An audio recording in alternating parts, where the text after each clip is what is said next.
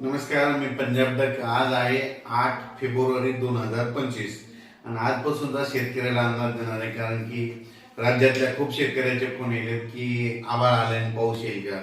तर राज्यातल्या सर्वप्रथम शेतकऱ्याला सांगू इच्छितो की राज्यामध्ये पाऊस काय येणार नाही, म्हणून काही चिंता करायची गरज नाही.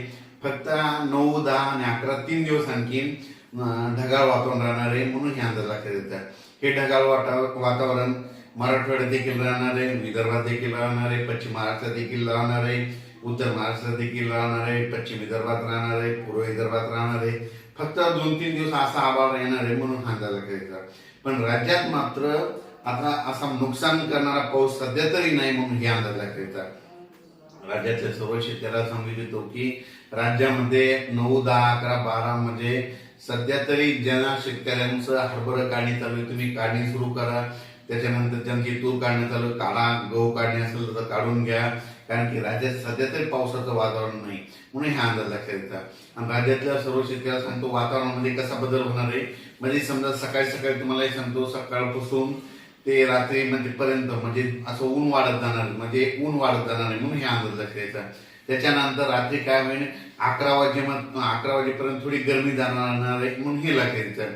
आणि मध्यरात्री 12 ते सकाळी 7 वाजेपर्यंत थंडी अशी जाणवणार, म्हणजे स्वेटर घालावं लागेल अशी थंडी म्हणजे वाटेल, म्हणून हे लक्षात येतं.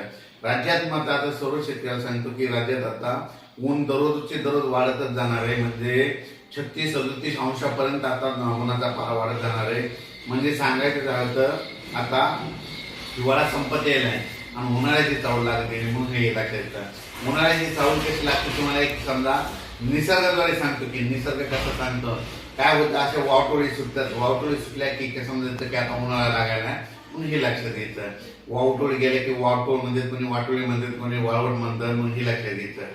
पण राज्यात मात्र सध्या जे वीट उत्पादक शेतकरी त्यांना सांगू इच्छितो राज्यात पाऊस काय येणार नाही. फक्त कुठंतरी एखाद्या 1-2 थेंब पडतील. समजा की कोणी म्हणेल की या जिल्ह्यामध्ये 2 ठिकाणी थेंब पडली म्हणजे असं ऐकण्यात येईल. पण राज्यात मात्र नुकसानीचा पाऊस येणार नाही, त्याच्यामुळे काही चिंता करायची गरज नाही.